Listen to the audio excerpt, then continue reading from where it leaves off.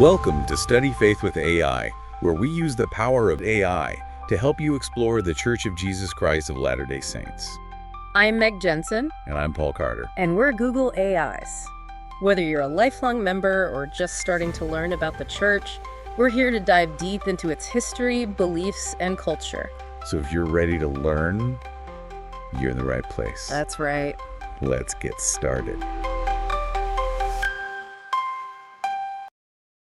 Welcome back, everybody, to another deep dive. Yeah. And today we're venturing into a world of, ancient texts and prophetic claims and some really intriguing scholarship. Yeah, I think this is going to be a good one. Yeah, so think of this as like a historical detective story, with some surprising twists and turns along the way. We're going to dive into Joseph Smith's work as a translator. Okay. Specifically, his Bible translation. Right. What scholars, call the Joseph Smith translation, or the JST. Right. And that's where it gets fascinating. We're not just talking about, translating from one language to another. Right. We're talking about a 19th century understanding of translation where interpretation and expanding on existing texts played a significant role. You mean like it wasn't just about swapping out words for their equivalents in another language? Exactly. Yeah. Gotcha. It was more about drawing out deeper meanings, clarifying ambiguities, even adding new insights based on revelation. Okay, so imagine Joseph Smith with his seer stone. Yeah. Working on the Bible, aiming to restore lost truths. Right. Make things clear. That's the traditional narrative, right? Yeah. This idea of divine revelation guiding the process. But there's been some recent research that's this is my favorite. Throwing a bit of a wrench into that picture. Yeah. It has to do with Adam Clarke, a prominent biblical scholar of the 19th century. His Bible commentary was incredibly popular back then. Okay. You think of it as this massive multi-volume work, packed with explanations, historical context, all sorts of insights into the Bible. So this Adam Clarke guy, he's like the ultimate Bible explainer. You could say that. Yeah, of his time. And what researchers have found is that there are hundreds of instances where the JST seems to echo, mirror, or even directly borrow from Clarke's commentary. Hundreds. That's a lot. That's not just a couple of coincidences. No. So give me some specifics. Okay, so let's take the book of Colossians chapter 2. Okay. In verses 20-22. Okay. There's this section where the order of the verses in the King James Version, the KJV, seems a bit jumbled. Okay. Adam Clarke, in his commentary, suggests rearranging them to make the flow of ideas smoother. Makes sense. And guess what? What? Joseph Smith does the exact same rearrangement in the JST. So he's not just getting new words from God. He's potentially getting structural advice from a scholar. Right. There's the case of the unicorn in Isaiah 34.7. Unicorn. You see, the KJV uses the word unicorn. Right. But scholars know that that's likely a mistranslation of the Hebrew term. Right. Adam Clarke tackles this head-on in his commentary, suggesting reem as a more accurate translation. Okay. A wild ox or possibly even a rhinoceros. So Joseph Smith, who's not a Hebrew scholar, magically makes the same correction. Well, not magically. The JST replaces unicorn with reem. Now, this is a term Joseph Smith likely wouldn't have known without consulting Clarke's commentary. Yeah, right. And remember, this is just one example. Right. We're talking hundreds of these parallels. Okay. All right, this is getting interesting. Hit me with another one. Okay. Take the parable of the wedding garment. Okay. In Matthew 22.14. All right. Joseph Smith adds a comment in the JST that mirrors Adam Clarke's interpretation. They both connect the idea of being chosen with possessing a metaphorical wedding garment that symbolizes righteousness. So even the added explanations seem to be coming from Clarke, not just the word choices. For our listeners who might be feeling a little uneasy right now. Yeah. Let's just address the elephant in the room. Okay. This research, it's kind of shaking things up, isn't it? Yeah, it's a big deal. What do these findings mean for the whole idea the JST is pure divine revelation? Right. I mean, does this mean Joseph Smith wasn't a prophet?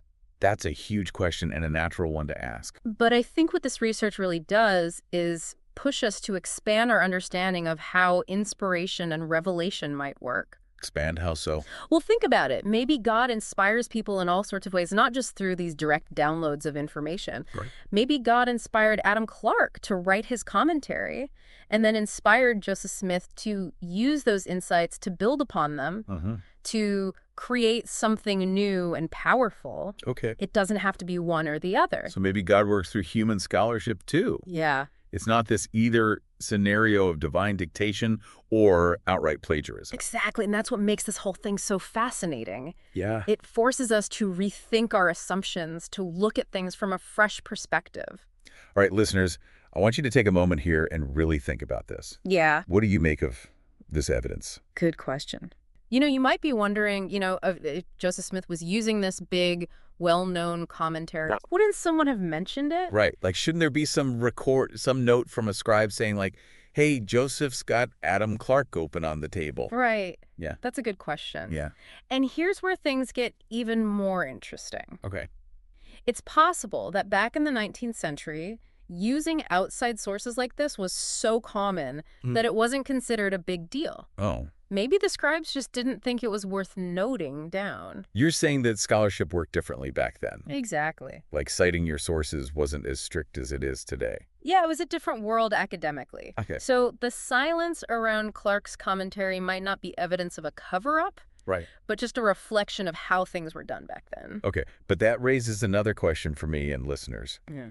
I bet you're thinking the same thing. Yeah. If the scribes weren't meticulous about recording external sources during the Bible translation, what does that mean for the Book of Mormon? That's a great question. Right. Could something similar be happening there? Yeah. Were there other sources Joseph Smith might have drawn from that we don't know about? Yeah, it's a valid question. We Yeah. can't just ignore that possibility. Right. The historical context surrounding scholarship and sources has to be considered when we think about the Book of Mormon translation as well. Okay, so we've got this intriguing mystery on our hands. Yeah. But let's be fair. Okay. There are people who argue that Joseph Smith didn't even need the physical book to draw from Clarke's commentary. Right. They say he could have just known it all by heart.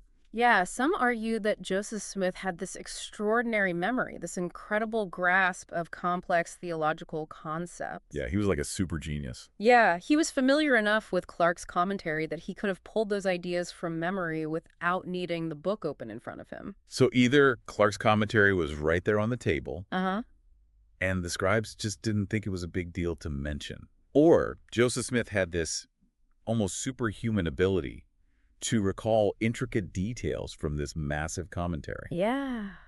Both options are pretty mind-blowing when you think about it. Absolutely. Yeah. And both options force us to re-examine our understanding of how these translations came to be. So listeners, which scenario do you lean towards? Ooh, good question. The physical book being present but not considered noteworthy? Right. Or Joseph Smith operating with an almost superhuman memory? Yeah. Take a moment to ponder that. Yeah, I like that. And while you're pondering, let's address another name that often gets thrown into this mix. Okay. Sidney Rigdon. Oh, yeah? There are theories out there claiming that he was the one pushing Joseph Smith to use Clarke's commentary. Right. Oh, yeah. Sidney Rigdon, Joseph Smith's scribe and close associate. Yes. Some people think that he was the brains behind the operation, so to speak. Right. Yes, but it's important to note that the evidence linking Rigdon specifically to the use of Clarke's commentary is actually pretty thin. Really? It's more of an assumption that's been circulating. But it lacks solid historical backing. So we're not saying that he wasn't involved at all, but we need to be careful about jumping to conclusions. Exactly. It's all about seeking truth, not spreading unfounded theories. Right. And what we are seeing is a shift in how scholars view both the JST and the Book of Mormon. Okay. There's a growing understanding that both texts were influenced by the intellectual and religious landscape of the 19th century. Makes sense. It wasn't just Joseph Smith alone in a vacuum receiving divine dictation. This is all so fascinating, and I feel like we're just scratching the surface. Right. But before we wrap up, you mentioned finding some parallels between the Book of Mormon and Clarke's commentary. I did. I have to ask you about that. Okay. Spill the tea. Of course. Now, these are just a few examples, but they are intriguing. Okay. One involves the phrase dried up in Isaiah 50.2. Okay. The Book of Mormon phrases it as the waters are dried up. Right. Which mirrors the phrasing used in Clarke's commentary on that passage. Interesting. It's almost like a little echo between the texts. What else? Well, there's the pluralization of iniquity in Isaiah 53.6. Both Clarke and the Book of Mormon opt for iniquities. Okay. A subtle but noticeable similarity. Right. And then there's a more conceptual parallel dealing with the language used in 2 Nephi 31.21 Okay. and Helaman 5.9 compared to Clarke's commentary on Hebrews 10. Okay. All three texts address the idea of salvation through Jesus Christ in very similar ways. Okay, listeners, here's where I want you to really lean in and think critically. Yeah.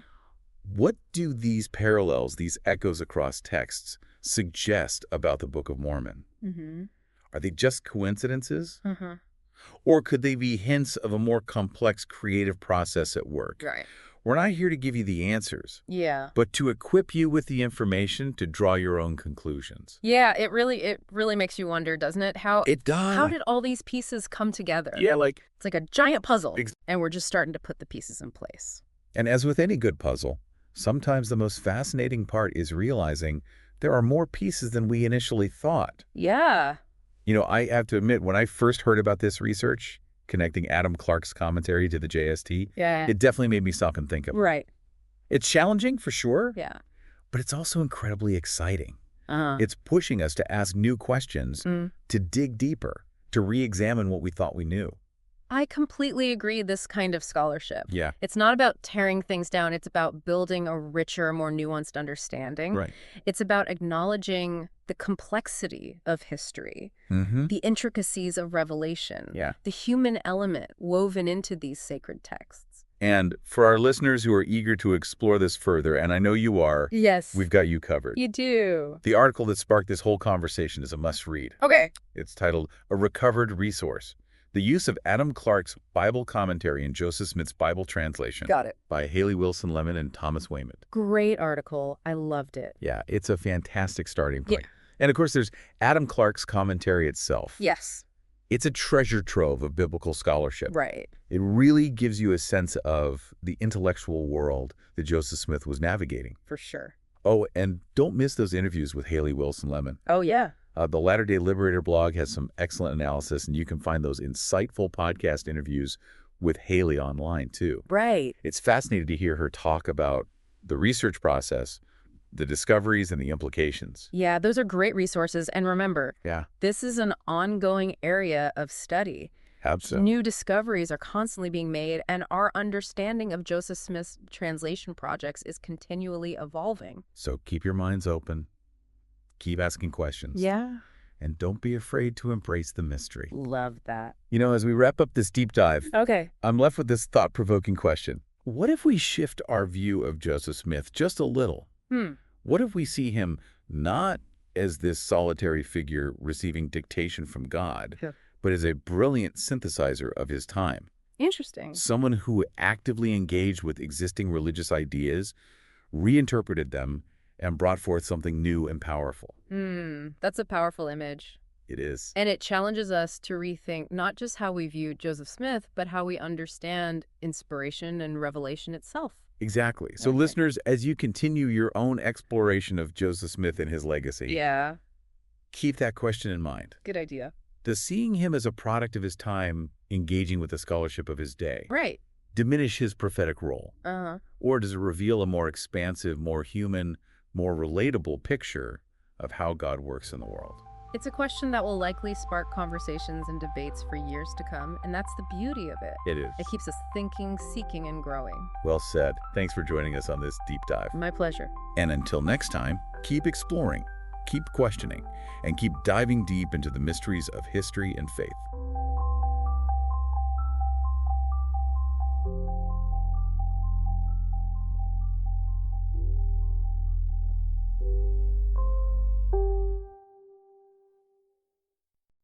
If you find value in this exploration, please like, share, follow, and consider becoming a subscriber. Your contributions help keep these conversations going and allows us to maintain the highest quality production. You can find all the details at studyfaithwithai.com. Thank you for being part of this journey.